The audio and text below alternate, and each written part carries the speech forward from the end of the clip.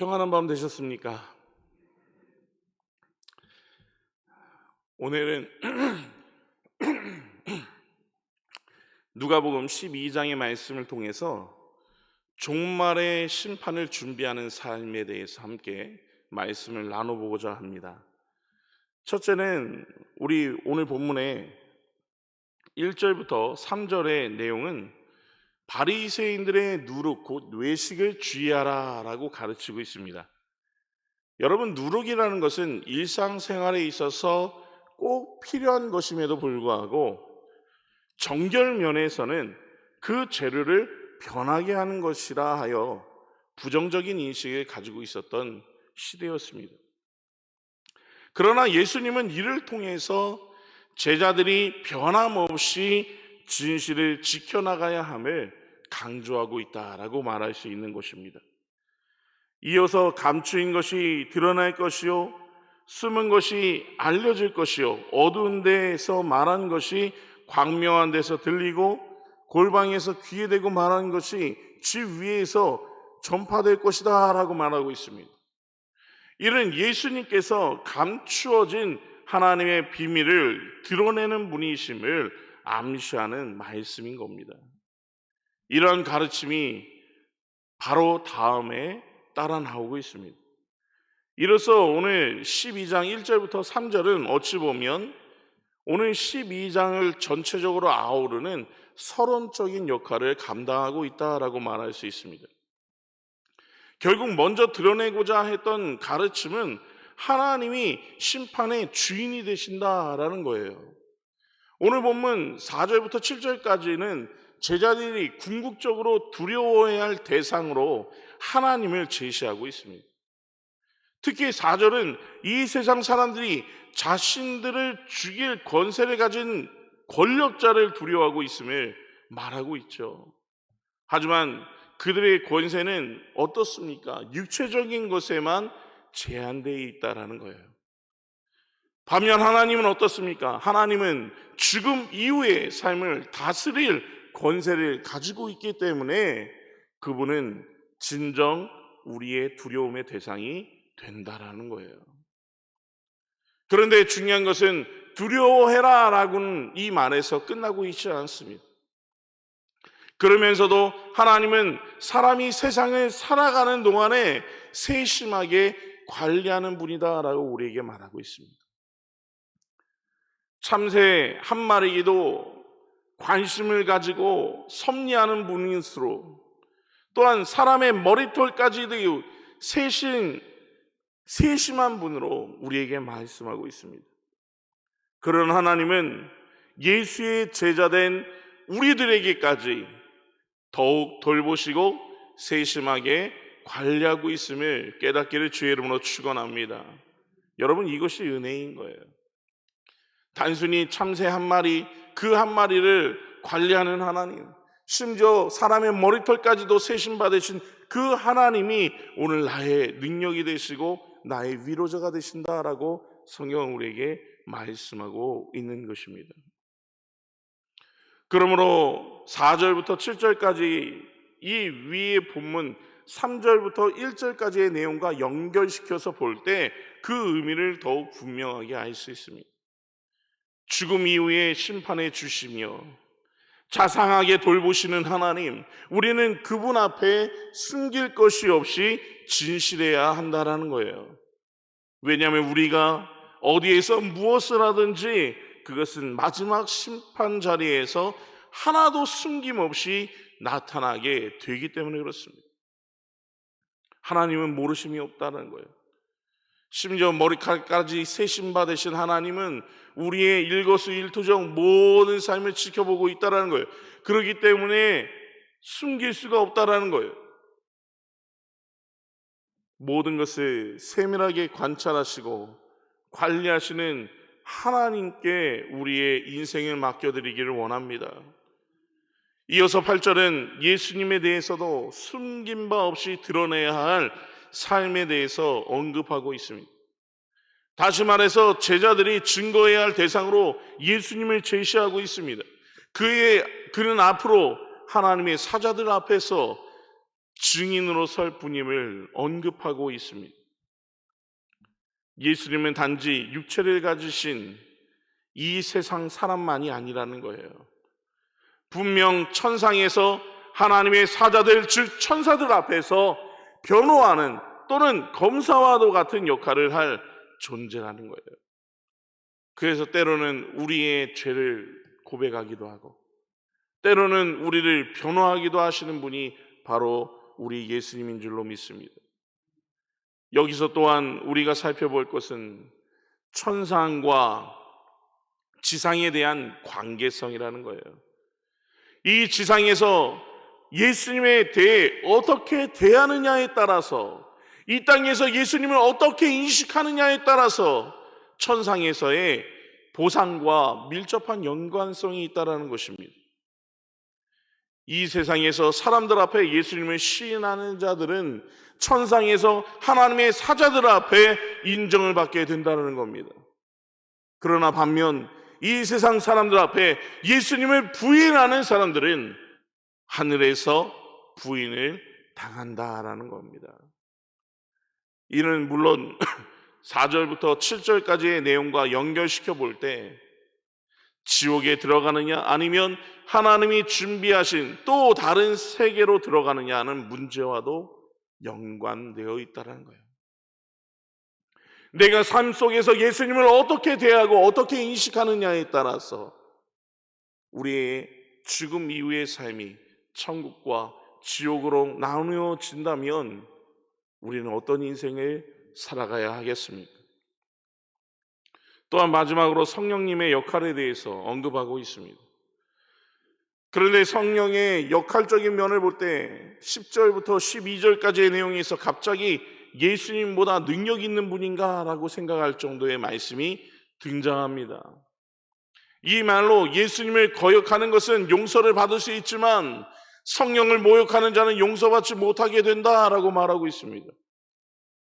그러나 여기서 강조되는 것은 단순히 용서를 받을 수 있느냐 받을 수 없느냐가 아니라 성령이 항상 제자들과 함께 하면서 지켜주실 것이다 라는 점입니다.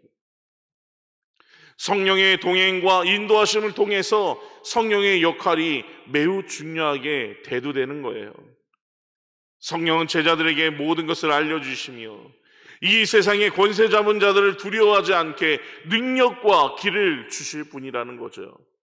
그리고 그들 앞에서 말할 내용까지도 알려주신다라고 성경은 말씀합니다.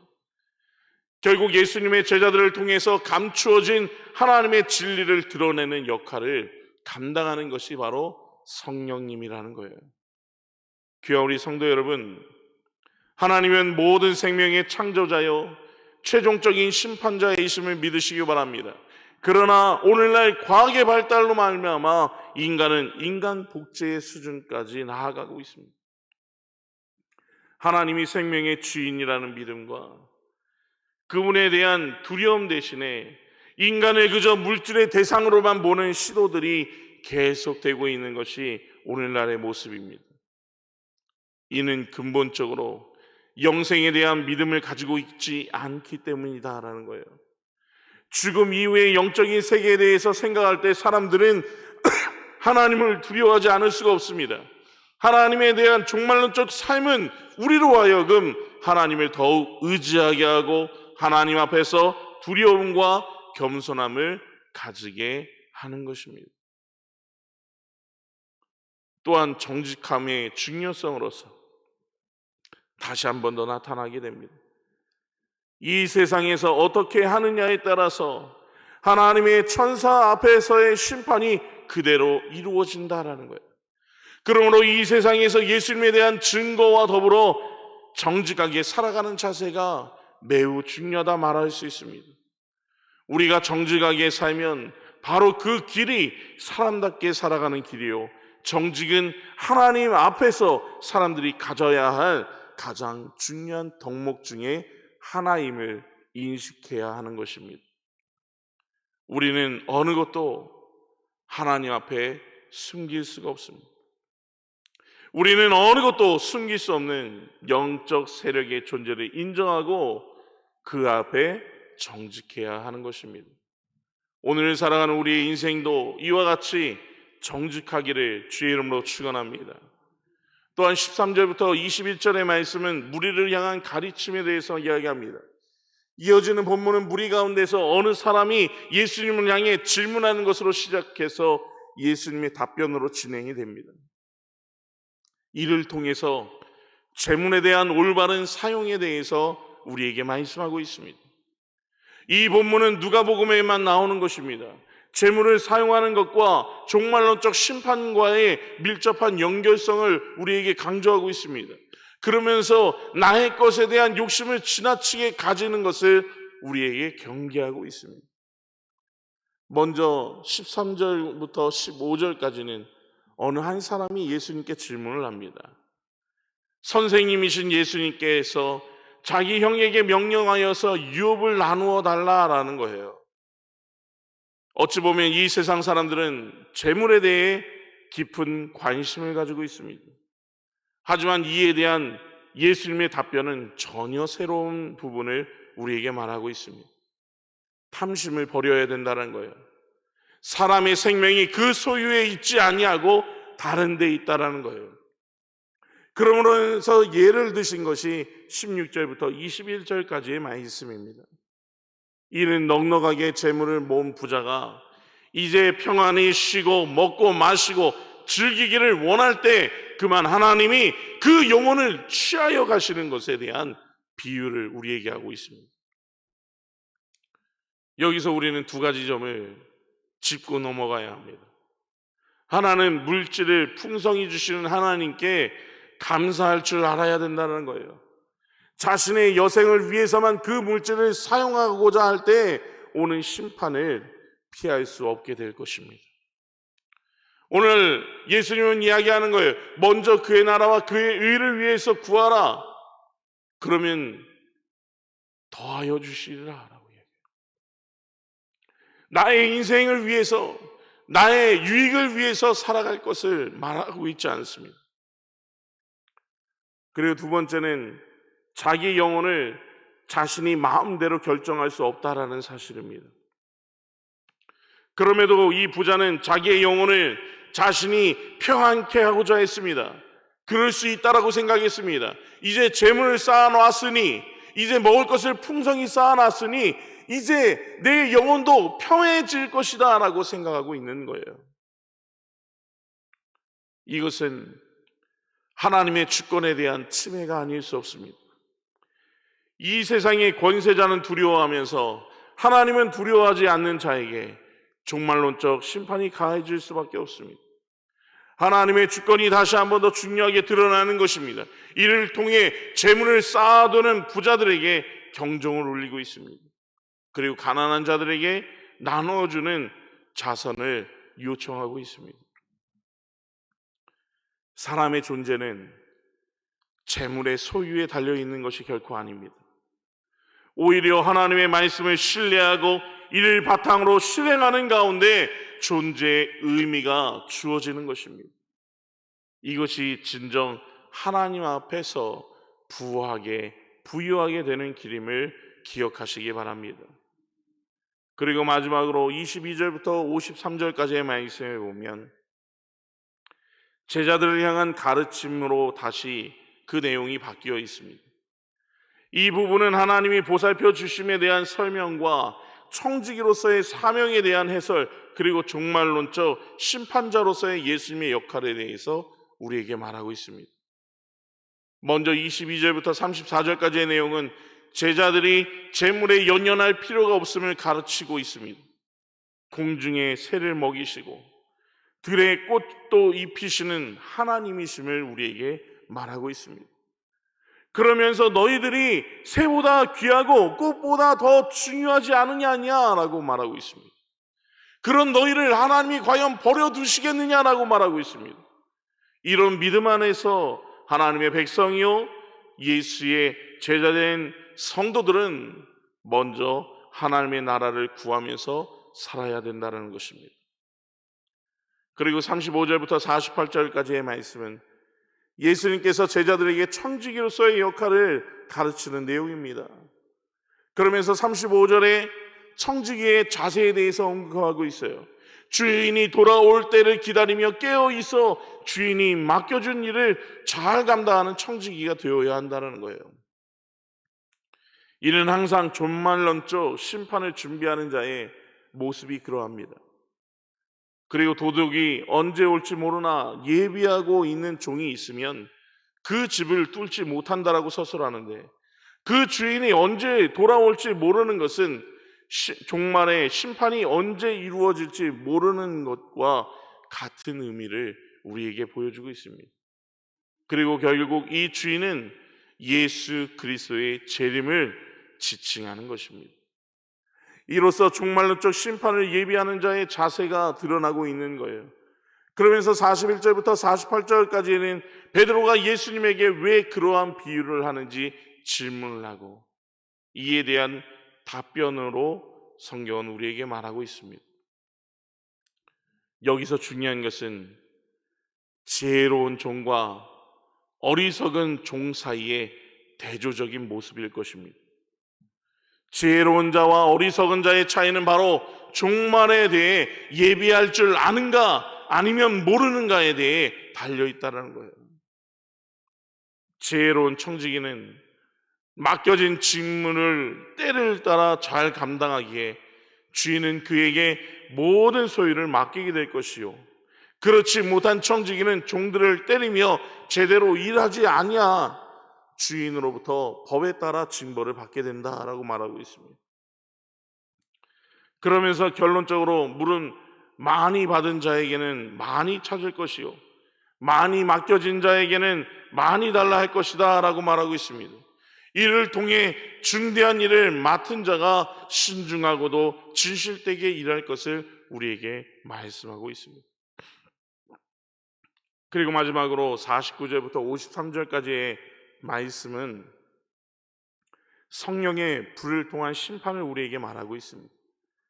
이로써 다시 한번 종말에 있을 심판에 대해서 그 강조를 이루고 있습니다. 그 심판이 있을 때의 현상에 대해서 51절부터 53절의 내용은 분쟁을 소개하고 있습니다. 예수님께서 이 세상에 오신 것은 화평을 위해서 오신 것이 아니라 바로 분쟁을 위한 일이다라고 말씀합니다. 이는 심판이 이루어진 다음에 가족 안에서도 나타나는 현상으로 분쟁을 의미합니다. 이 분쟁은 집안에서도 일어날 정도로 아주 심각한 것입니다. 가장 가까운 사람들조차 서로 도움이 될 수 없음을 오늘 우리에게 말하고 있는 것입니다. 결국 본문은 사람들이 시대의 종말에 대한 징조를 보면서 이를 지혜롭게 준비하는 삶을 살아야 된다라고 말씀하고 있는 것입니다. 어찌 보면 현 시대를 바라보면 이제 정말 예수님의 다시 오심이 얼마 남지 않았는가 그런 생각을 해보게 됩니다. 바라기는 우리 귀한 성도 여러분, 이때일수록 우리의 믿음을 더욱 지켜나가기 위해 힘쓰는 자들이 되길 원하고, 하나님께서 주신 사명에 대한 청지기로서의 역할을 기쁨으로 잘 감당하여 마침내 착하고 충성된 종아라고 칭찬받는 우리 성도님들 되시기를 주님의 이름으로 축원합니다. 사랑이 많으신 하나님 아버지, 참으로 감사합니다. 부족하고 연약한 우리를 하나님의 자녀로 삼아주시고 하나님의 일꾼 삼아주신 은혜에 감사합니다. 아버지 하나님, 그 은혜를 아버지 하나님 간직하는 것에만 그치지 않게 하여 주시고 이제는 우리 주변에 있는 이들에게 전하고 나눠주고 베풀 수 있는 인생을 살아가게 하여 주옵소서. 하나님께서 맡겨주신 청지기로서의 사명을 기쁨으로 감당하며 나아가기 원합니다. 언제가 될지 알지 못하지만 그 때를 준비하는 우리들이 되어서 하나님께 기도함으로 이 믿음을 지켜나가는 성도들이 되게 하여 주옵소서. 아버지 하나님 감사합니다. 이 시간에 귀한 예물을 하나님께 드리오니 하나님, 이 예물 아버지 하나님 통해서 하나님 역사하여 주시고 기도하고 바라고 소원하는 모든 기도의 제목들이 속히 응답되게 하여 주시며 늘 삶 속에 감사가 끊이지 아니하도록 인도하여 주옵소서. 하나님, 오늘도 많은 기도의 제목들을 가지고 나왔습니다. 하나님, 간구하며 나아갈 때 하나님 외면치 마시고 우리의 기도에 귀 기울여 주시사 하나님의 살아계심을 우리의 인생을 통해 나타내게 하여 주옵소서. 우리의 가정들을 돌보시고 우리가 거하는 그곳에 하나님 함께 동행하시길 소원하며 이 모든 말씀 우리 주 예수 그리스도의 이름으로 기도드립니다. 아멘.